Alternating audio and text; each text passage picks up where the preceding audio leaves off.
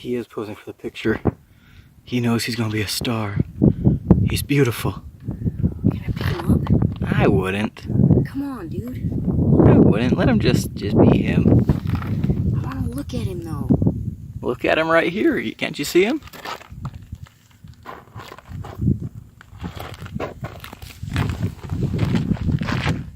It's amazing. He doesn't seem frightened at all. Oh, he's on high alert. He's on high alert for sure. Yeah, well, not like other lizards. He isn't running. No. I think he also gets fed quite a bit here in the park. He's probably expecting us to throw him something.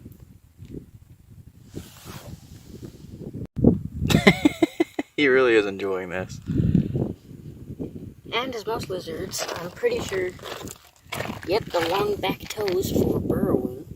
Is that a lizard trait? Well, yeah, most lizards.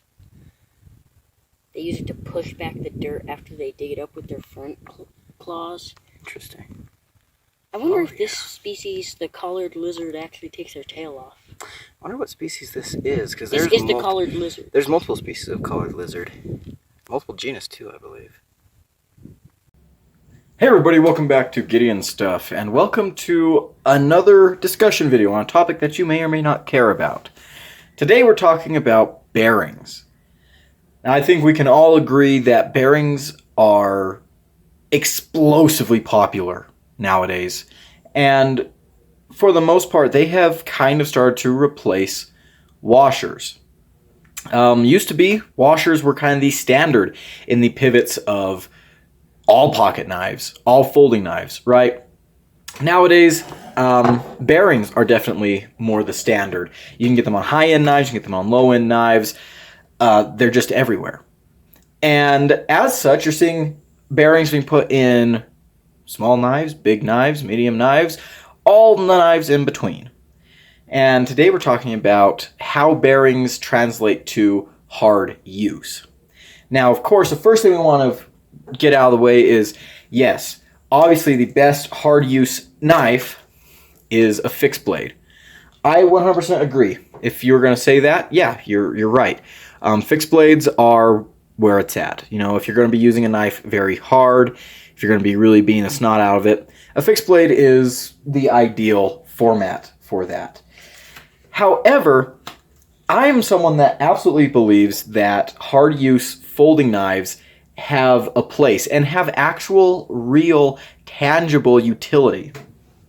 Now, not everyone needs an overbuilt pocket knife, but for people that do, I think, you know, washers are definitely the way to go.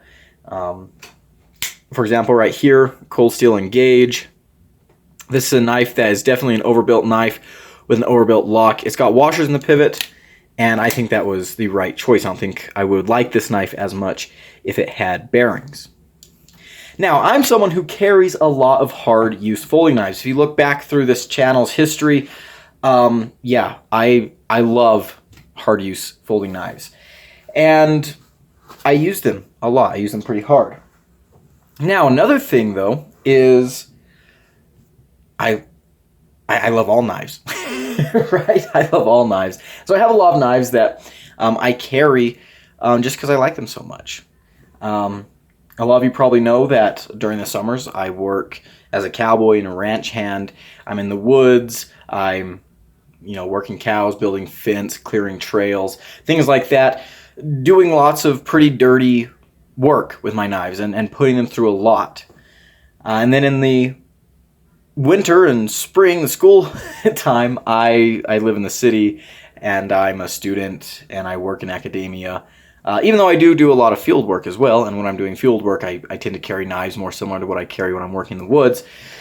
I kind of cover a broad range of uses, and I like that. I think that gives me a unique look into the knife world because I use knives in so many different ways. I'm often in places that are very,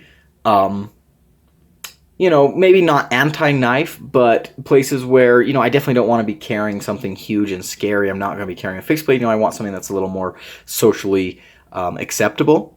And I also work, again, out in the woods where I can basically carry any darn thing I want and baton it through a tree.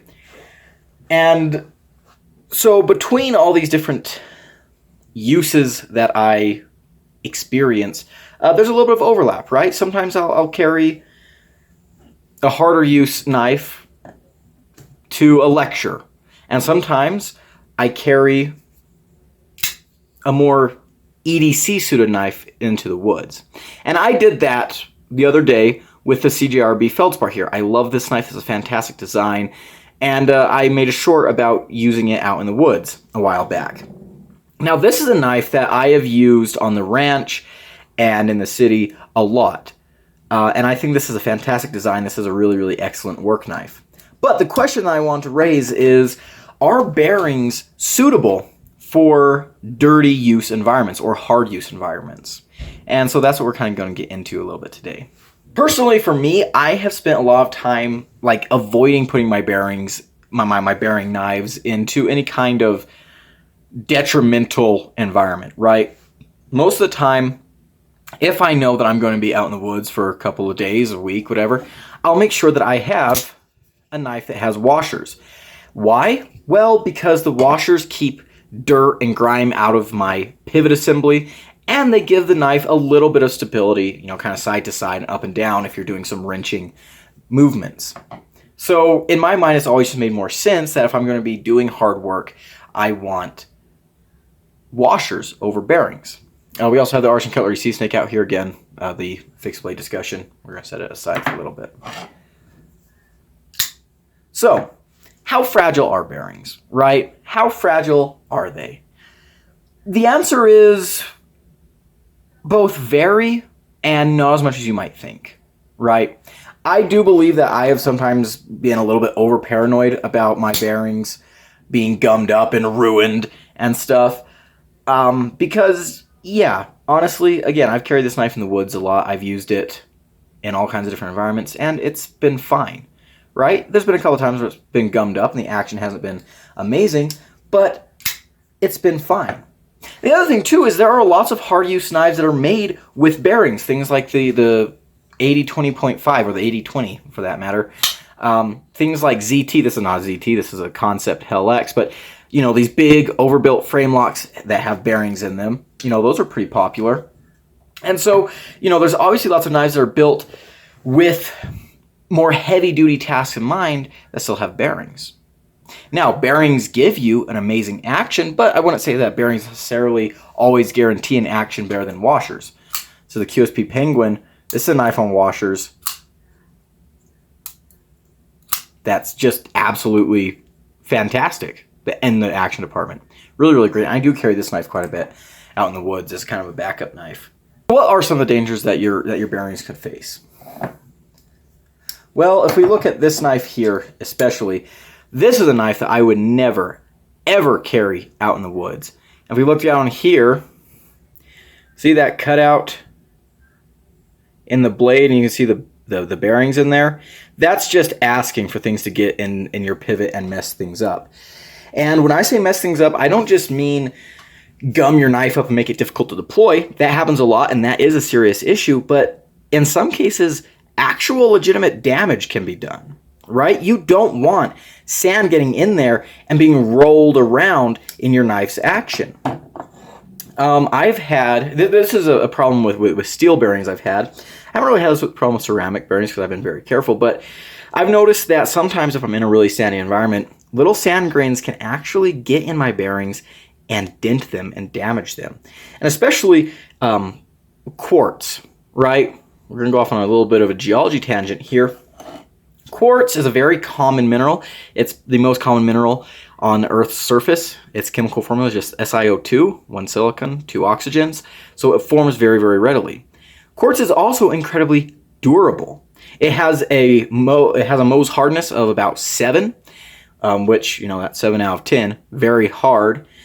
It's resistant to weathering. It's stable on Earth's surface, so it sticks around for a while. When you go to a sand dune and you just take a handful of sand and you let it flow through your fingers, a lot of it is quartz, right? Chances are a lot of it is quartz. And so if we're talking about steel, unhardened steel, it has a hardness of, you know, or I guess not just unhardened, but softer steel has a hardness sitting somewhere around the 5 mark, right? So when you're when you have steel bearings, let's say your steel bearings are hardened and they're a 6.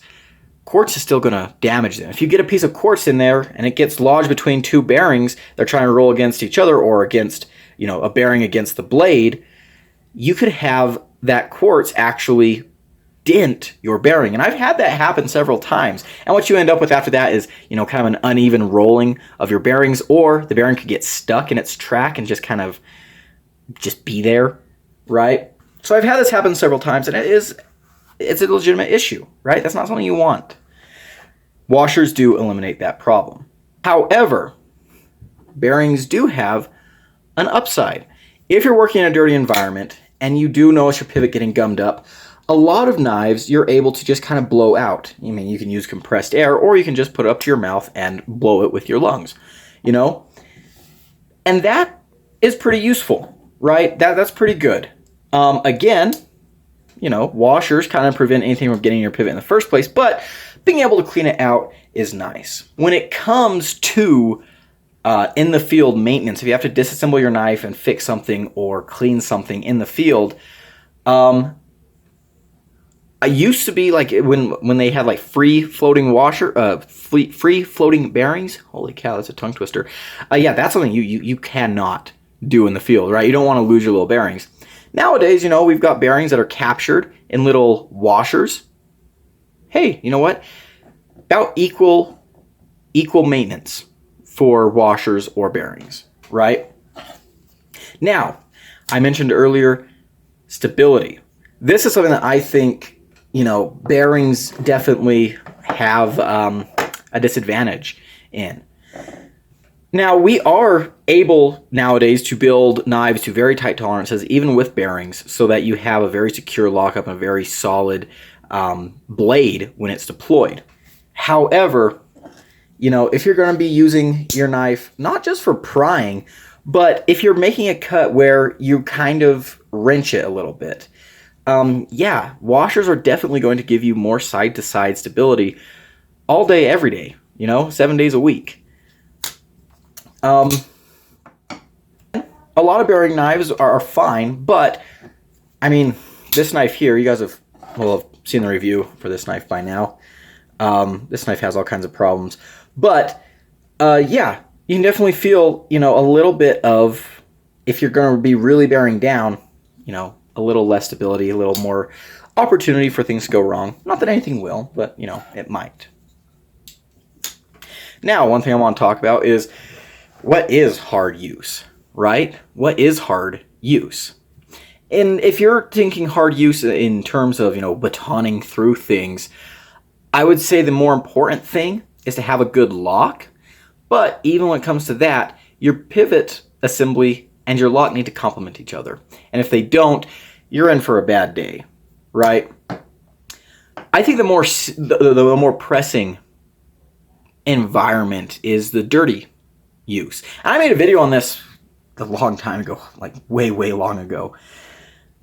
Dirty use. There's a difference between hard use and dirty use. If you're in the barn and you're cutting open feed sacks and you're cutting strings and apples and things like that, that's not necessarily hard use on your knife, but that's definitely dirty use. There's a lot of dust floating around. There's a lot of things that you might get into your pivot. We talked about damage to your knife. What about damage to you? If you pull your knife out of your pocket and you're working with something and you open it, you need it to open and lock out all the way. And then you use it, you complete your task, and you put it away. Something that can happen if your knife gets gummed up enough is, number one, it won't deploy all the way. So you could be left with something like this, go to use it, it could close on you. Or it can deploy all the way but not lock all the way, which means it opens up, but perhaps there's something in the way of the lock completely engaging with the tang of the blade, and then once again, the knife could fold on you and cut your little fingies off. However, it's not just use. While the knife is in use that you need to be worried. And this is something that happened to me. We're going to share a little bit of a story here. I was working in the hay lot a while ago. I'm not sure how long ago it was. It was during the winter time. And I had this knife in my pocket. Sin cut episode.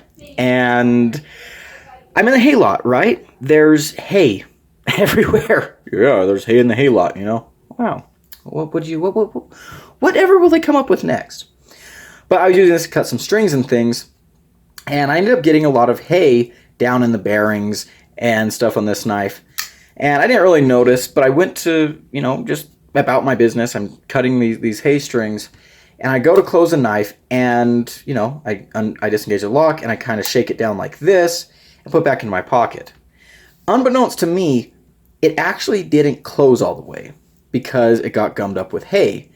And so it ended up being like this, and I put it in my pocket, and when I went to grab my knife again, I ran down and stabbed myself right here. In fact,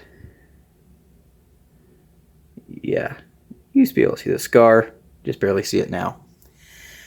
So that wasn't fun, obviously. That wasn't fun. And after that experience, you know, I kind of, you know, complained and things, and I was like, you know what, I'm not going to be using any more bearing knives. And I've kind of gotten over that, right? And there are lots of knife bearings that I do still use in dirty environments. This Best Tech Knives Horus, this is a knife that I use a lot. It's on bearings, but it's a very solid build quality. Love this blade shape. This is a very useful knife. I use that all the time. One knife that I've been testing a lot recently, this is the CJRB large feldspar. This is on bearings. I've been trying to use this knife as hard as I can and as much as I can to really figure out what I think about it. I've been taking this to work a lot, and it's been okay.